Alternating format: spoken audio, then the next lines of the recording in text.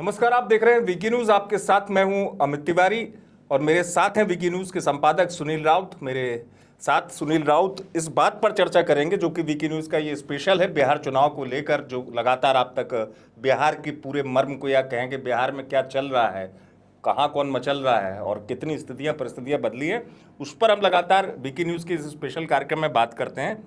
आज बात होगी कि जैसे जैसे अब समय आ रहा है तारीख का ऐलान, उसके बाद क्या स्थिति परिस्थितियाँ उससे पहले बिहार में बन गई, क्योंकि इस बार बिहार में बड़ा खेला होगा, ऐसा तमाम अनुमान लगाने वाले लगा रहे हैं। सुनील, पहला सवाल मेरा आपसे यही कि लगातार इन अटकलों के बीच में कि इस बार बिहार में चौंकाने वाला परिणाम आ सकता है, क्यों लग रहा है नीतीश कुमार को अभी भी, या बीजेपी को लग रहा है कि बिहार में हमने ऐसा क्या कर दिया, ऐसा क्या बिहार में उम्मीद जगा दी कि जिससे अभी भी उनको ये लग रहा है कि नहीं नहीं हमारा गेम जो है, चुनावी राह जो है वो आसान है, ऐसा क्यों है? नहीं, देखिए, निश्चित तौर पर चुनाव जो होता है वो तो क्रिकेट की तरह है। आखिरी बॉल पर कल भी हमने एक मैच देखा, वो पहले पहले तो लग रहा था कि मैच निकल गया हाथ से। शुरुआती पारी में लग रहा था कि मैच तो एकदम अपने पाले में है, फिर बीच में लगा कि निकल गया है, मायूस दर्शक हो गए। लेकिन फिर रन इतने तेजी से बने कि पूरे ओवर खेलने की भी जरूरत नहीं पड़ी।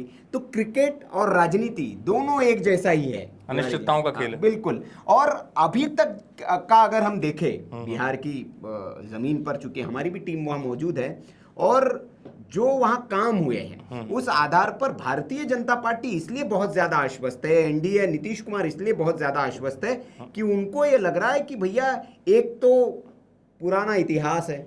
जब आप आईना सामने रख देते हैं तो आईने में तो साफ साफ शक्ल आपकी दिख जाती है, तस्वीर दिख जाती है। तो बिहार की जनता के सामने वो पुराना वाला आईना रख दिया जा रहा है, तो उसमें जो भयावह बिहार है जिसके बारे में कल्पना करके ही लोग सिहर उठते हैं आज के दौर में, जब माफिया का राज हुआ करता था और अपहरण तो उद्योग की तरह चलता था। कहा जाता था कि भाई मुख्यमंत्री आवास में ही सेटलमेंट हो जाता था, कि सेटलमेंट भाई यही होगा, और वहां से बता दिया जाता कि दे दो यार, इतने दे दो, मामला सुलझ जाएगा आपका। तो वो दौर भी बिहार ने देखा है, सड़कें, बिजली, हर मामले में बदहाली। तो नीतीश कुमार को यह लग रहा है कि भैया अपराध का एक जो जंगल राज था उसको मैंने खत्म किया है, और ये वास्तविकता है। सड़कें बहुत चमचमाती बना दी, बिहार बहुत डेवलप हुआ है, विकास बिहार का हुआ नहीं है। तो ये डेवलपमेंट जो है जातिगत समीकरण के बीच कितना, जिसे कहते हैं, वजूद रखता है, अस्तित्व रखता है, क्योंकि बिहार का एक अपना जातिगत समीकरण फैक्टर है, बिहार का एक अपना ट्रैक रिकॉर्ड है। क्यों ऐसा, क्या ऐसा काम कर दिए ऐसे? बिल्कुल, बहुत आपका अच्छा प्रश्न है, और ये दर्शकों का भी होगा क्यों कि इम्पैक्ट डालेगा? हाँ, क्यों इम्पैक्ट डालेगा? तो मुझे सवाल ये कि पुराने चुनाव देखने पड़ेगा ना। आप जब देखिए नीतीश कुमार की छवि बिहार में बहुत शानदार है, लोगों के बीच में ना एक, जैसे कहते हैं ना, हीरो की तरह है नीतीश कुमार के। यार इन्होंने बहुत कुछ किया और वाकई किया भी है, जमीन पर काम भी किया है। आप नीतीश कुमार के पहले का बिहार देखिए और नीतीश कुमार के आने का बाद का बिहार देखिए। मैं एक डेटा देख रहा था, 1995 के बाद 1995 जब से आरजेडी का राज आया, उसके बाद एक भी मेडिकल कॉलेज नहीं बना, एक भी इंजीनियरिंग कॉलेज में बिहार में नहीं बना। सुनकर आपको हैरानी होगी। नहीं, अपने आप में ये हाँ, लेकिन उसके बाद सिर्फ, और वो कितने थे, 3 college medical college, 3 engineering college. कुछ डेटा हमने इस पर एक स्पेशल वीडियो भी बनाया था। लेकिन जैसे ही नीतीश कुमार आया, संख्या बढ़कर मतलब बेतहाशा वृद्धि हुई इंजीनियरिंग कॉलेज के और मेडिकल कॉलेज में, और लगातार बन भी रहे हैं अभी बिहार में। तो ये तो एजुकेशन की एक बात हुई, सड़कों का जाल बिछा है, और जो अंतिम व्यक्ति के जो विकास की बात वहां की जा रही है, मुफ्त अन्न तो दे ही रहे हैं आप उसके अलावा जो वृद्धा, दिव्यांग और जो पेंशन 400 रुपए से बढ़ाकर जो 1100 रुपए कर दी नीतीश कुमार ने, ये कई बातें। अब जैसे दिल्ली बिजली मुफ्त है, हाँ, ये मैं उसी ट्रैक पे आ रहा था कि बिजली मुफ्त है। इन सब चीजों का जाहिर तौर पे इस दौर में राजनीति में, चाहे दिल्ली हो या तमाम उदाहरण हैं राज्यों के, असर होता है। लेकिन बिहार में आप मान सकते हैं कि ये अपने आप में एक बहुत बड़ा ठोस, मतलब इसे कह सकते हैं कि गेम चेंजर हो सकता है बिहार में, ये जो आप योजनाओं का जिक्र कर रहे हैं।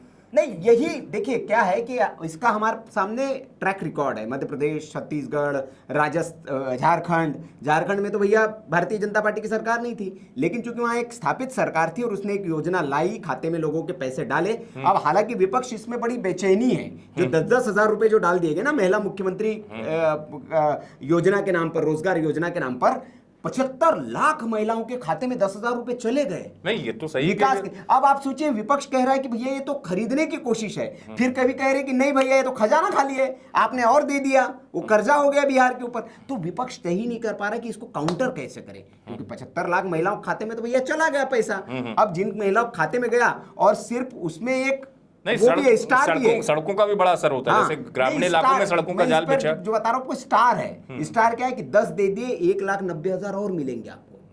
अगर हम आ गए और 6 महीने में आप काम देखा और आपका काम बहुत बढ़िया है, तो आपको 2 लाख मिलेंगे, 10,000 नहीं। तो ये जो एक टीजर दे दिया गया और पूरी फिल्म छोड़ दी है, तो क्या आपको लगता नहीं कि जो 75 लाख महिलाएं जिनके खाते में 10 गई, वो 1,90 आने के लिए कहां वोट करेगी? नहीं, यही तो चुनाव में देखने हाँ। वाली बात दिलचस्प है जो मैं आपसे कह रहा हूँ। हाँ। क्योंकि भाई विपक्ष का अपना गणित है। जी। विपक्ष इस बार बहुत ज्यादा उम्मीद में है, चाहे तेजस्वी हों, हाँ। चाहे राहुल गांधी खुद हों, हाँ। लेकिन उन सबके बीच में अब यही महत्वपूर्ण बात है जो आप बता रहे हैं, चाहे वो सड़क की बात हो, मुफ्त बिजली की बात हो, चाहे महिलाओं के खाते में सड़क आप राशि। देखिए ना, 8,000 किलोमीटर सड़कें थी, कितनी 8,000 किलोमीटर, और 20 साल में कितनी हुई बढ़कर 1,18,000 किलोमीटर सड़कें।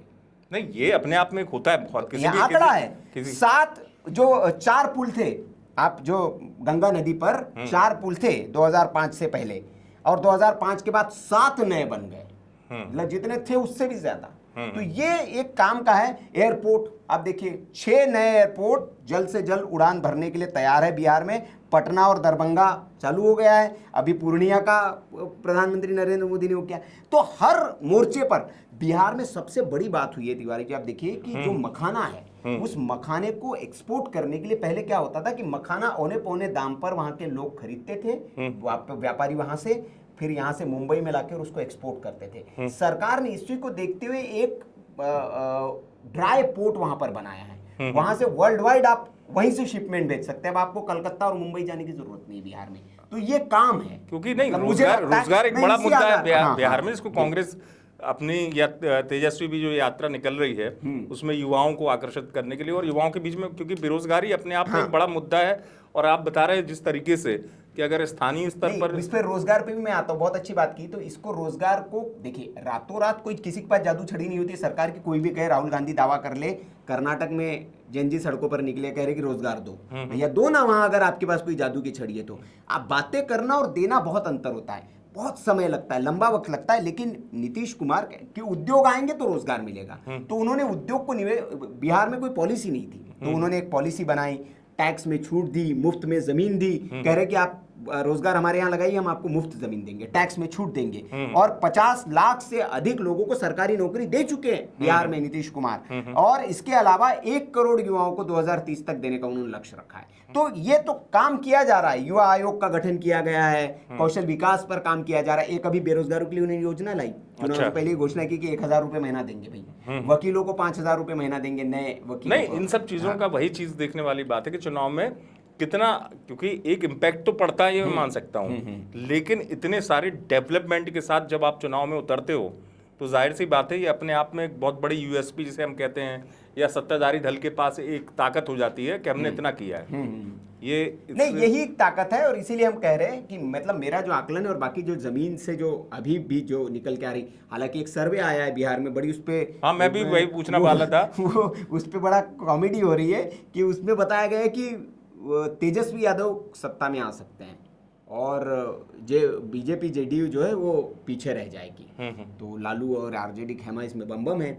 हालांकि ये तो आप भी जानते हैं, इतने दिनों से आप पत्रकारिता में, हम भी है, वो कोई है संस्था जिसने किया, कोई नामी संस्था नहीं सर्वे है। तो आते रहेंगे। हाँ, वो वोटिंग के बाद, केजरीवाल जी भी अपने सर्वे लाते थे, वोटिंग के बाद तक एग्जिट पोल होते हाँ, रहेंगे, सब हाँ, होता रहेगा। हाँ। लेकिन सवाल ये कि चुनाव आसान, जनता का सर्वे प्लस उसके अलावा चुनाव कितना आसान है, सवाल ये है कि डेवलपमेंट के साथ नहीं, आसान इस बार थोड़ा सा, आपको तो पता ही है कि बिहार में मल्टी डायमेंशनल, मल्टी पार्टी पहली बार हो रहा है। आपके तेज प्रताप यादव नई पार्टी के साथ मैदान में, आपके प्रशांत किशोर नई पार्टी के साथ मैदान में, वीआईपी वाले जो है उनका, जो इंडिया गठबंधन में वीआईपी वाले मुकेश सहनी है, उन्होंने बड़ा गेम खेल रखा है अपना। उनका है कि उप मुख्यमंत्री का वादा पहले और 30 सीट चाहिए, और अगर नहीं देंगे आप तो वो इधर मुलाकातें भी कर रहे हैं।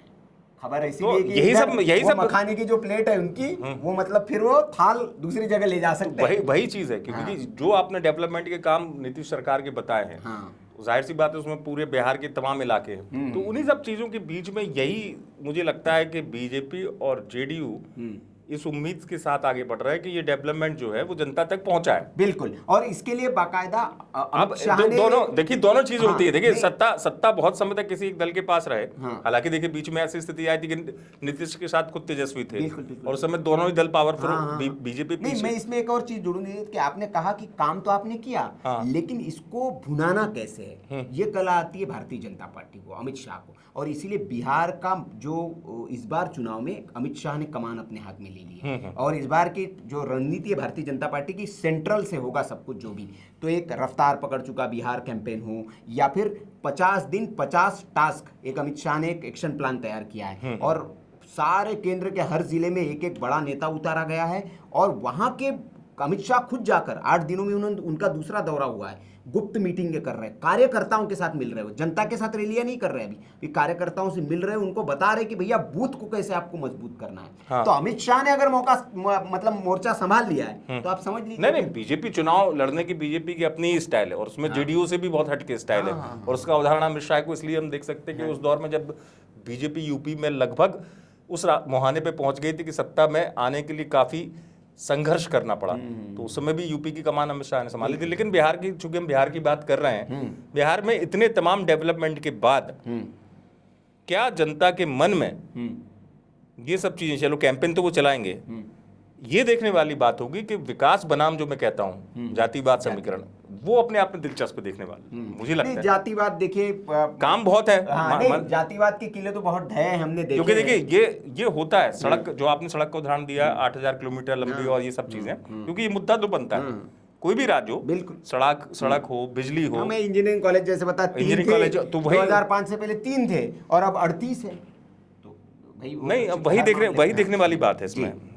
तो यही देखना अपने आप में दिलचस्प भी है। और मैं बस संक्षेप में इतना जानना चाहूँगा कि वाकई में इतनी सब काम के बावजूद भी रणनीति के लेवल पर भी बीजेपी और जेडीयू कोई कसर नहीं छोड़ना चाह रहा है, इतने काम के बावजूद भी, जबकि इतना डेवलपमेंट किया है। नहीं, लेकिन ये है कि सबसे बड़ा अगर कोई चुनौती है विपक्ष के सामने, तो सबसे पहला आप भ्रष्टाचार का मुद्दा उठाते हैं, तो आप ही से पूछा जाता है कि लालू आपके घर में कन्विक्टेड है, आप सब जमीन घोटाले मामले में आप चार्जशीटेड है, और आपका नाम है सबका, मीसा भारती से लेकर तेजस्वी, तो करप्शन के मुद्दे पर आप बैकफुट पर आ जाते हैं। अपराध की बात करते हैं तो जंगल राज का काउंटर दे देते हैं, तो तब आप पीछे आ जाते हैं। अब बिहार का अपमान जो इंडी गठबंधन के नेताओं ने जो किया है इन दिनों, पिछले दिनों खबर, हाँ, ये एक बड़ा मुद्दा, उस पर आप बैकफुट पर आप पानी पूरी बेचने वाला बता देंगे बिहारियों को, और फिर उसको स्टालिन उसी को ले आए आप। मतलब कितना मूर्खतापूर्ण ये राजनीतिक प्रयोग है कि जो तो नेता एक बिहार को पानी चलिए, हाँ, ये तमाम चीजें हैं, ये देखने वाली बात है, क्योंकि जैसे जैसे चुनाव बढ़ेगा समीकरण बदलेंगे, स्थितियां बदलेगी, लेकिन चूंकि विकास बनाम अब भारतीय जनता पार्टी का मुद्दा ये विकास, हम भाई विकास पे चुनाव लड़ेंगे, वही देखने वाली बात होगी। लेकिन आप सब देखते रहिए वीके न्यूज। वीके न्यूज, राष्ट्र के नाम।